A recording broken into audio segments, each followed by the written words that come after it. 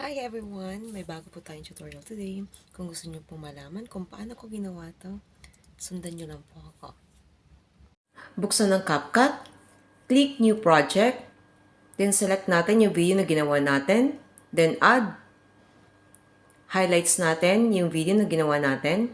Hanapin natin ang duplicate. Pag dalawa na siya guys, click natin yung first clip, then hanapin natin ang overlay.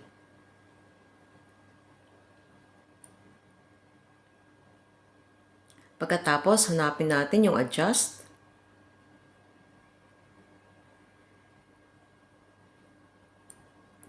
Then, hanapin natin yung HSL.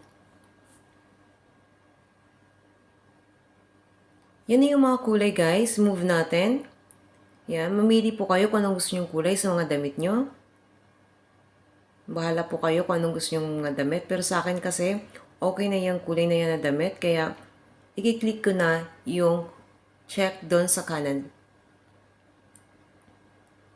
Pagkatapos, hanapin natin yung kamay natin na nakalapat sa kabilang kamay.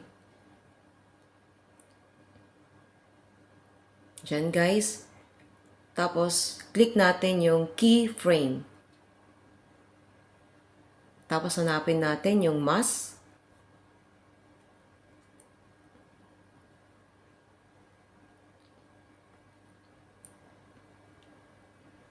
Click natin yung mask. And then, horizontal. Yung dilaw na nakita nyo po guys. Yan. Paglawin lang natin. Ikutin natin. Tapos, i-drag natin sa pinakadulo. Then, click natin yung adjust. Hanapin natin yung feather. Lagyan natin sa 5. Then, back natin.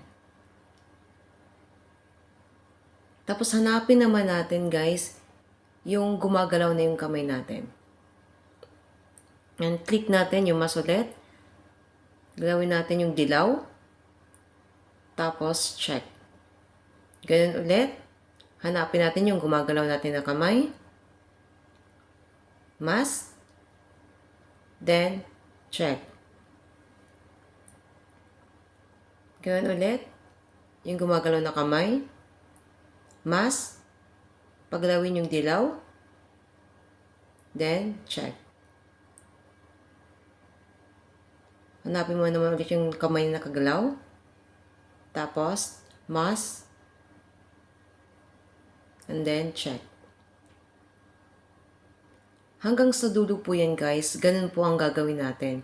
Hanggang sa matapos na po yung video na ginagawa natin. Ulit-ulit lang yan.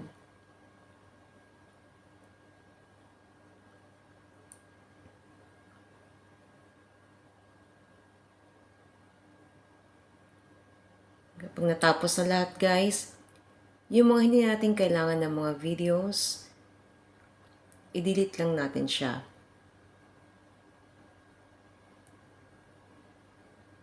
Edit natin, then split, then delete natin yung mga excess na videos na hindi natin kailangan.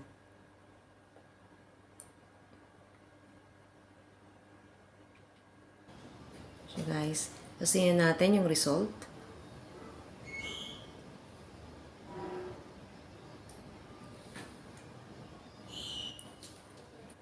Pag okay na, export. Hintayin natin na mag 100%.